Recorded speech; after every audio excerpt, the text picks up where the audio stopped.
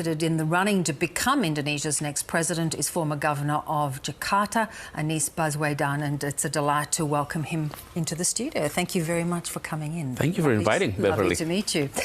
Now, tell me, you've met with the Foreign Minister, Penny Wong, and also the RBA Governor, Philip Lowe. I think every Australian wants to meet with him at the moment with these rising interest rates. It is a sign that our government is taking you very seriously and your potential presidential bid. What was important about you? What did you feel was important about coming here and meeting with someone like Penny Wong, someone like Philip Lowe? Yes, indeed. I'm delighted with the invite from the Australian government to visit. And we both were neighbors, and we'll always be neighbor. And we had worked closely on many issues. And the invite here gave me an opportunity to reconnect with many friends, academia, people in government, as well as business communities, for exchange of views. We share similar challenges in the region. Give us an idea of what are those challenges in your mind? For example, we are experiencing challenges in the environmental issues. Climate change is definitely an issue that we have to tackle together. And then about growth and prosperity in the region. And then also balance in terms of stability in the region. So many of that. And it's always good to hear a perspective of our neighbors. And I truly appreciate Australia's stance on many issues that Indonesia is facing, and including, which is always repeated, the importance of having an integrated territorial in Indonesia. And Australia has repeatedly saying that we supported an integrated Indonesia, and that is important for us too. Yeah. And on the other hand, you know, we would like to see more people-to-people exchange. I think on the G2G partnership has been very strong. I think this is among the highest of all time. And then the business-to-business need to grow even further. Yes, we do, because, I mean, that has been a criticism of President Widodo, that the development, the potential development business-wise between Australia and Indonesia has not really cemented itself. Is that a priority for you? I think so. I think we would like to see more business engagement between Indonesia and Australia. If I'm not mistaken, Indonesia is ranked 13th as Australia business partner. We'd like to see that go up a lot higher. And we need to be on the top 10 of Australia's business partners. And for that, I think we really need to start not only just inviting Australians to come and invest in Indonesia, or we import more from Australia. But I think it's also important to underline that harvesting partnership in business, partnerships in government relationship, need to start from people-to-people engagement. But don't you think it also needs to have the right climate? Not too much bureaucracy, not too much red tape. You need those, of course, those safeguards, but you need it to be accessible, which often is a struggle for Australian businesses in Indonesia. On the other hand, we have engagement quite extensive with business partners from different countries. So I think it is also about how we view each other, as that we need each other, and we are the closest neighbors. For Australia, Indonesia is the closest to the north, and for us, whenever we're looking to southeast, it's Australia. And I think the feeling of closeness need to be strengthened. And I think that is the area which, you know, based on our conversation in Sydney, in Canberra, and today, I believe that is the message that we need to echo even louder. Let's talk a little bit about the divisiveness of politics in recent years. We see it still going on in America, awful divisiveness. We had a period here in Australia which seems to be easing a little bit. You have been very heavily criticised for a very divisive campaign when you ran for governorship, and won, because you teamed up. You played the religion card, and it's kind of haunted you ever since. Do you regret it? Let me put it this way. Whenever you have an election, and then you have competing candidates.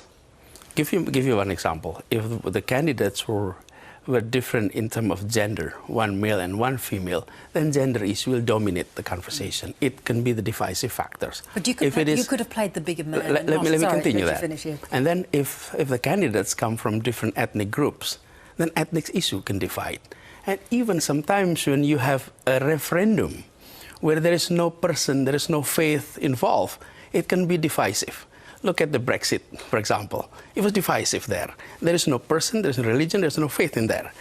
So that is the same thing. When there is a Muslim candidate and a Christian candidate, then religious issue come into equations.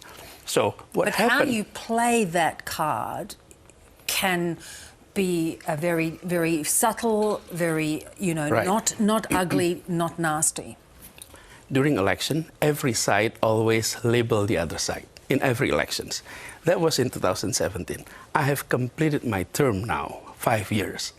And I didn't challenge those labeling at that time because I don't want to challenge statement with statements.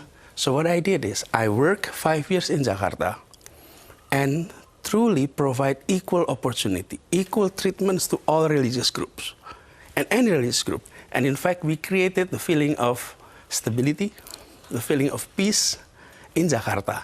And now it's all completed.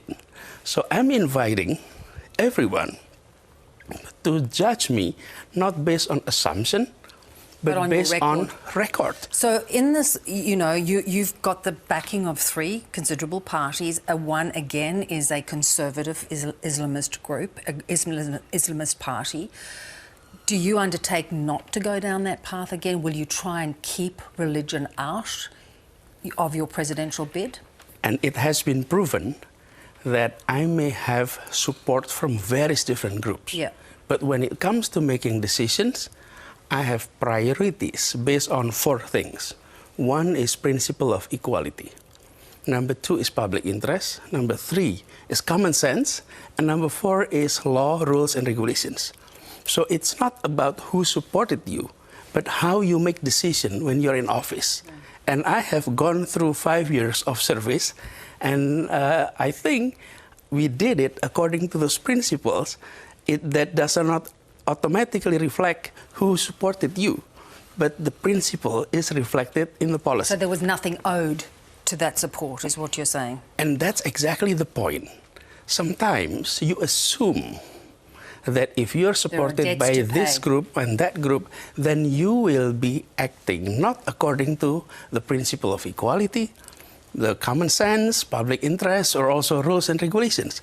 And I have gone through 5 years proving that we can do that. So therefore, looking to the future... Yes. What are those 4 things? How are you going to bring those 4 things into play? What are the issues you see in this coming election? Several things.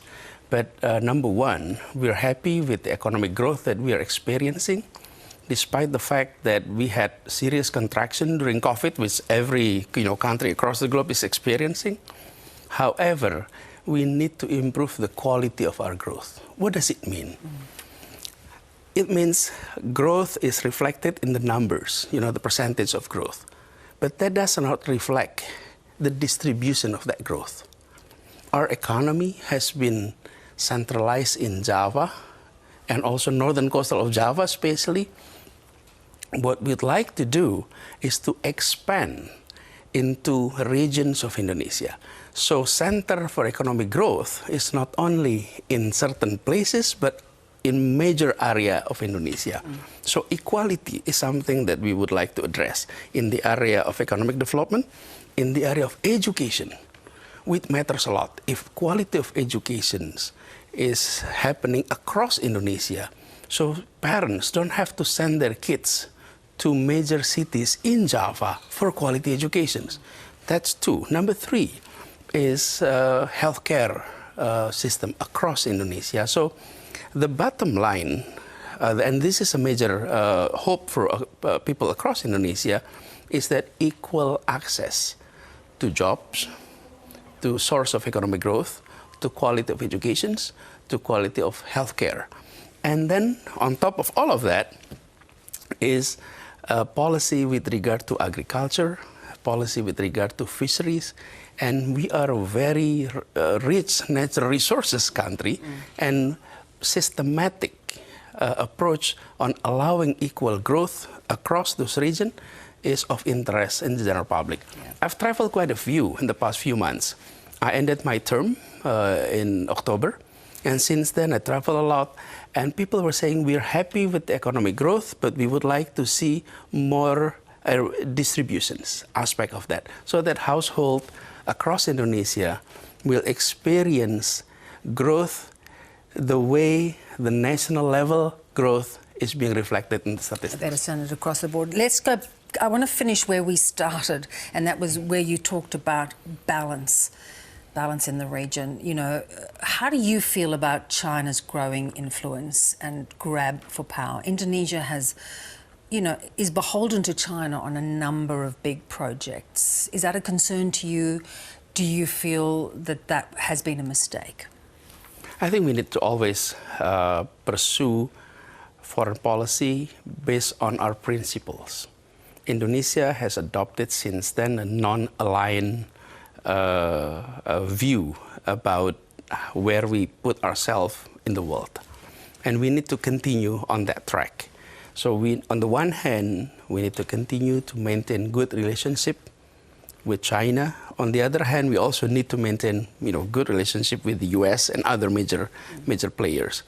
And what we'd like to see is for all parties, especially in the region of Southeast Asia, to continue upholding the fact that Southeast Asia has been peaceful for more than 50 years. This is a region where tensions were absent in the past 50 years. But no longer. But we do hope it is continue to be that way, because it is very important for everyone in the regions. So Australia... So as President, would you play a greater international role that hasn't been I think so. Indonesia needs to play more active roles in the international arena, and that we need to be active based on our principles. So foreign policy does not always reflect more transactional approach, meaning it is not only about how much money foreign countries are coming into us. It is not only about trade, but it is about our contributions in sustaining peace and stability in the regions and across the globe. And Indonesia, as the fourth largest country in the world, need to play a bigger role in that. Part. Oh yeah, and especially in Asia. We're talking Southeast Asia. We're almost 40% of the population in Southeast Asia. Voice. So we definitely need to be a little bit assertive and more active. We look forward to watching you proceed down this path, and it's really great to have had you with us. Thank you so much. Thank you for having me, Beverly. Great pleasure.